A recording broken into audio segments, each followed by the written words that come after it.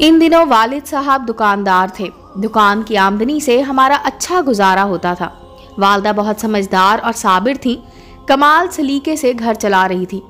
हम 2 बहनें और 2 भाई थे जिनकी तरबियत उन्होंने दानिशमंदी से की थी। मैं 10वीं में थी कि खुशहाल घराने से मेरा रिश्ता आ गया।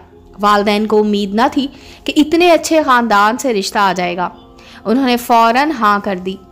यूँ चट मंगनी और पट ब्याह हो गया और मैं अपने शौहर के घर आ गई। ससुराल चूँकि दूसरे शहर में था, लिहाजा मैं के कम आना जाना होता था। मैंने अपने घर में दिल लगा लिया क्योंकि इशफाक के रूप में मुझे प्यार करने वाला शौहर मिला था। सास ससुर, उनके बेटे बेटियां सभी अच्छे लोग थे, मेरी हर ज़रूरत का ख्याल रखते थे। शौहर और ससुर मिलकर बिजनेस करते थे, उनका अपना कारोबार था। इशफाक हर हफ्ते सैर को ले जाते और शॉपिंग करवाते। मैं अपनी किस्मत पर नाज़ा थी। मैं चूँकि बहुत खूबसूरत थी, इसी वजह से शौहर पर्दा कराते थे। वो अक्सर कहा करते, देखो बिनिश, अपना ख्याल रखा करो, कहीं तुम पर किसी की बुरी नज़र ना पड़ जाए। उन्होंने मेरे लिए अलहदा गाड़ी ले रखी थी जिसमें काले शीशे लगे हुए थे, ताकि हम जब बाहर जाएं तो लोगों को गाड़ी में भी मुझ पर नज़र डालने का मौका ना मिले। वो ज़िंदगी के बेहतरीन दिन थे जिन्हें आज तक नहीं भुला सकी। लेकिन दुनिया में किसी शय को सिबात नहीं और वक्त भी सदा एक जैसा नहीं रहता। अचानक नसीब ने करवट ली, हमें हिजरत करके कराची आना पड़ा। हमारे पास इतना वक्त भी नहीं था कि अपने करीबी रिश्तेदारों से मिल सकते। जब हम कराची आए तो यहाँ मैं अकेली थी। हमें सर छुपाने के लिए 2 कमरों का एक छोटा सा मकान मिल गया। इशफाक के पास सरमाया नहीं था, सब कुछ हम अपने शहर में छोड़ आए थे। मेरे कानों में सोने की बालियां और कलाइयों में 2 चूड़ियां थीं। उन्हें बेचकर इशफाक ने एक खोखा लिया और उसमें छोटी मोटी ज़रूरत की अशिया रख कर बैठ गए। अल्लाह सबसे बड़ा राज़िक है, वो हर जगह रोज़ी देने वाला है। हम मियाँ बीवी ने शुरू में बहुत मुश्किल दिन देखे। रफ्ता रफ्ता हालात संभलने लगे और हम 2 वक्त की रोटी पेट भरकर खाने लगे।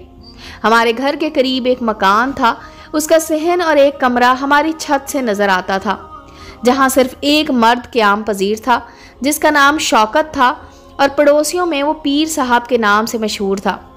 एक अधेड़ उम्र, अच्छी शक्ल सूरत का आदमी था। लोग उसे देखते ही मुतासिर हो जाते थे। शुरू में तो अरसे तक खबर ना हुई कि पड़ोस में कौन लोग रहते हैं। बस इसी कदर इल्म था कि यहाँ अक्सर लोगों का आना जाना रहता है, जिनमें औरतें ज़्यादा होती हैं। मैं समझती थी कि फैमिली वाला घर होगा। मुझे अपने शौहर की ज़बानी बाद में मालूम हुआ कि यहाँ सिर्फ एक मर्द रहता है और वो बहुत नेक इंसान है। लोग उनसे दम दरूद कराने आते हैं।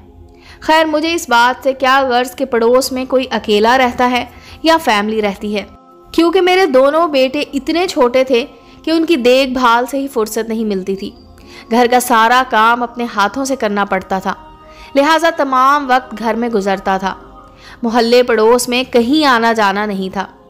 पड़ोसी होने के नाते शौकत की अक्सर मेरे मियाँ से सलाम दुआ हो जाती थी, मगर शौकत हरगिज़ सही आदमी नहीं था। मुझे इस वक्त मालूम हुआ जब मेरा उस शख्स से साबका पड़ा। इशफाक सुबह सवेरे दुकान पर चले जाते, वो मगरिब के बाद घर लौटते थे। एक दिन मैं छत पर कपड़े डालने गई तो पहली बार शौकत को देखा। अचानक नज़र उस पर पड़ गई। वो बहुत महवियत से मुझे देखने में मसरूफ़ था। न जाने कब से मुझे वो कपड़े डालते हुए देख रहा था। उसकी इस हरकत पर बहुत गुस्सा आया। सोचा कि अगर नेक और परहेजगार होता तो इस तरह ना घूरता, बल्कि एक शरीफ पड़ोसी होने के नाते वहाँ से हट जाता या फिर घर के अंदर चला जाता, क्योंकि अच्छे पड़ोसी तो ऐसा ही करते हैं। मगर उस शख्स की आंखों में शराफत की बजाय स्याही का परतो दिखाई दे रहा था। तौबा तौबा, क्या इसी से औरतें दुआ कराने आती हैं? मैंने जल्दी जल्दी अलगनी पर कपड़े डाले और जीना उतर कर नीचे आ गई। अगले दिन मोहल्ले की एक औरत मेरे घर आई, कहने लगी, शौकत जी से दुआ कराने आई थी। क्या बताऊं कितनी मुश्किल में हूँ। मेरे शौहर का खिलौने बनाने का एक छोटा सा कारखाना था जो आग लगने से जल कर तबाह हो गया। अल्लाह जाने आग किसी हासिद ने लगाई या अज खुद लगी। अब हालत ये है कि हम कोड़ी कोड़ी को मोहताज हो गए हैं। ये खातून पहले भी 2-3 बार मेरे घर आ चुकी थी। उसका नाम जुबैदा था और ये एक मिलनसार औरत थी। عید تہوار پر موقع پر کچھ نہ کچھ پکا کر لے آتی۔ اسی وجہ سے سارے محلے میں مقبول تھی کہ ہر کسی کے دکھ سکھ میں شریک ہوتی تھی، سخی بھی تھی، ضرورت مندوں کی مدد کرتی رہتی تھی۔ کل تک جو ضرورت مندوں کی مددگار تھی آج خود محتاج ہو گئی تھی۔ زبیدہ، کیا تمہیں یقین ہے کہ شوکت صاحب سے دعا کرانے کی وجہ سے مسئلے حل ہو جاتے ہیں؟ ہاں، مجھے 100% یقین ہے۔ پہلے بھی 2-4 بار اسی طرح کچھ مسائل میری اور میرے شوہر کی زندگی میں آئے۔ ہم نے ان سے رجوع کیا اور ہمارے مسئلے اللہ کے فضل سے حل ہو گئے۔ انہوں نے محنت کی، تمہارا کیا مطلب ہے؟ میرا مطلب یہ ہے کہ پیر جی ہر کسی کے لیے محنت نہیں کرتے، چلا کاٹتے ہیں تو بہت دن تک کسی سے ملاقات بھی نہیں کرتے۔ عمل کرنے کے کیا پیسے لیتے ہیں؟ میں نے پوچھا۔ 1 روپیہ نہیں لیتے۔ توبہ کریں، نیک آدمی ہے۔ کسی کا کام جب ہو جاتا ہے اس کی خوشی ہے کچھ دے جائے یا نہ دے۔ یہ پیسے والے پیر نہیں ہیں، نوکر ہیں کسی محکمے میں۔ وہ نیکی سمجھ کر لوگوں کے کام آتے ہیں، ورنہ ان کے پاس روپے پیسے کی کمی نہیں ہے۔ مجھے زبیدہ ایک نیک، دیندار اور اچھی شہرت رکھنے والی محلے دار تھی۔ اس کی زبانی شوکت صاحب کی اتنی تعریف سن کر سوچا شاید مجھ سے کوئی غلطی ہو گئی ہے۔ جب سبھی شخص اس کو اچھا کہتے ہیں تو میں نے کیوں اسے برا جانا، جبکہ میرے شوہر بھی شوکت کے مرید ہو گئے تھے اور اس کی بہت تعریف کرتے تھے کہ وہ ایک اچھا انسان ہے، لوگوں کی خدمت کر رہا ہے۔ پہلے شوکت ہمارے گھر نہیں آتا تھا، اشفاق سے اس کی جان پہچان، پڑوسی ہونے کے ناطے صرف سلام دعا تک تھی، لیکن اس نے جب سے مجھے چھت پر دیکھا تھا میرے شوہر کے ساتھ دوستی کر لی تھی۔ اب وہ اکثر ہمارے گھر آنے لگا۔ وہ جب بھی آتا اشفاق اسے عزت کے ساتھ بیٹھک میں بٹھاتے، گھر کے اندر آ کر مجھ سے کہتے چائے بنا دو، اگر بسکٹ وغیرہ ہوں تو ساتھ دے دینا۔ میں چائے بنا کر بیٹھک کا دروازہ کھٹکھٹاتی اور اشفاق مجھ سے دروازے سے ہی چائے کی ٹرے تھام لیتے۔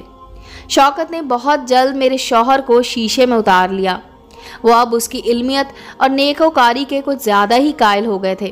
مجھے کہتے واقعی اس شخص میں کوئی خاص بات ہے، یہ رات بھر جاگ کر کچھ پڑھتا ہے، لگتا ہے کہ بہت بڑا عامل ہے۔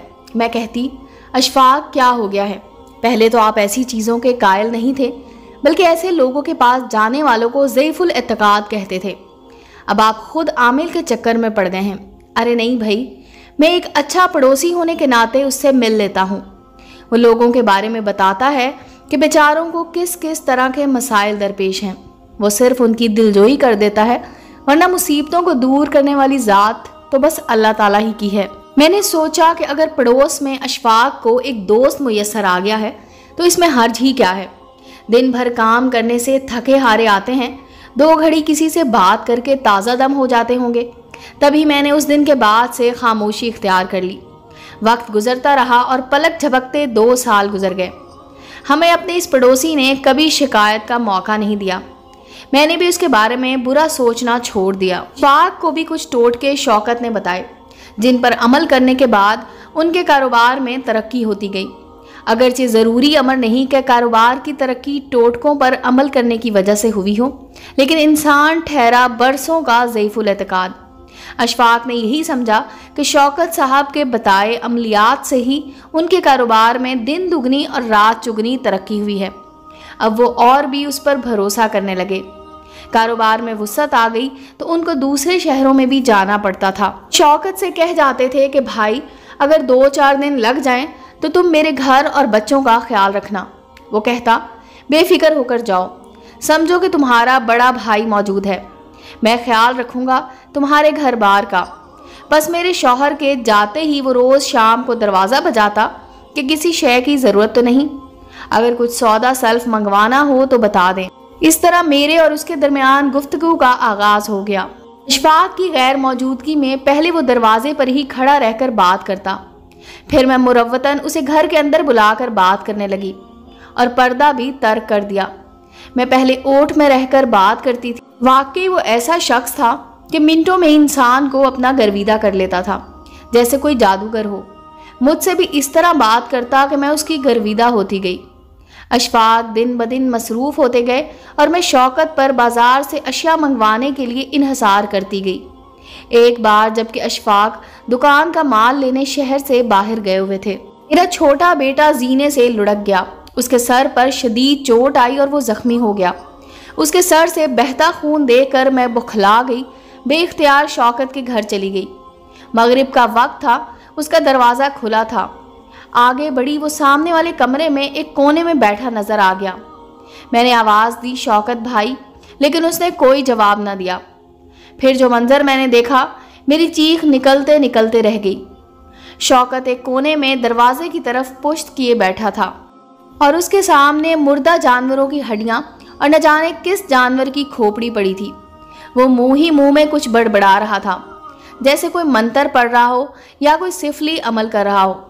मैं खौफजदा होकर उल्टे कदमों लौट आई, घर को ताला लगाया और दोनों बच्चों को रिक्शे में बिठाकर डॉक्टर के पास चली गई, जिसने मुन्ने के सर में टांके लगाए और पट्टी वगैरह कर दी। मेरा अंदेशा दुरुस्त निकला। इस आदमी को नेक कैसे कहा जा सकता था जो इस किस्म के अमलियात करता हो। हैरत की बात यह थी कि उसने अमल करते वक्त बैरूनी दरवाज़ा खुला छोड़ा हुआ था। मुझे ये बात समझ में ना आ सकी कि ऐसे अमल करने वाले लोग तो बंद कमरों में ही काम करते हैं। क्या इसने किसी को दिखाने या मरऊब करने के लिए दरवाज़ा बंद नहीं किया, या दर बंद करना भूल गया था? 2 दिन बाद वो शाम को आ गया, दरवाज़ा बजाया। पहले तो जी नहीं चाहा कि दरवाजे पर जाकर उससे बात करूं। फिर सोचा बुरा है या भला है, किसी वक्त भी काम पड़ सकता है। मैंने दर पर जाकर पूछा, क्या बात है शौकत भाई? कहने लगा, माफ़ करना, जिस रोज़ आप आई मैं एक अहम काम में मसरूफ़ था, आपको जवाब ना दे सका। दरअसल दरवाज़ा बंद करना भूल गया था। मगरिब के वक्त आपका आना अजीब लगा, जबकि पहले कभी आपने मेरे घर में कदम भी नहीं रखा था। खैरियत तो थी? मैंने बताया कि अशफाक बिजनेस के सिलसिले में लाहौर में है और मुन्ना सीढ़ियों से गिर गया था। सर से खून निकल रहा था तो मैं घबरा गई थी। आपके पास इसलिए आई थी कि उसे डॉक्टर के पास ले जाना था। खुदा अपनी अमान में रखे। अब कैसी तबीयत है मुन्ने की? अल्लाह का शुक्र है, अब ठीक है। 2 दिन बुखार रहा, अब उतर गया है। डॉक्टर ने पट्टी कर दी थी, कल फिर पट्टी करानी है। अशफाक कब आ रहे हैं? अब इसने दूसरा सवाल किया। 2-3 दिन बाद आ जाएंगे। मैंने उन्हें फ़ोन पर नहीं बताया कि मुन्ने को चोट लगी है, वो घबरा जाएंगे। आपने ठीक किया, आज से मैं फारिग हूँ, जब तलब करेंगी हाजिर हो जाऊँगा। मुन्ने को भी डॉक्टर के पास ले जाऊँगा। मुन्ने को रात में फिर बुखार हो गया। मैंने शौकत का दर बजाकर उसे आगाह किया।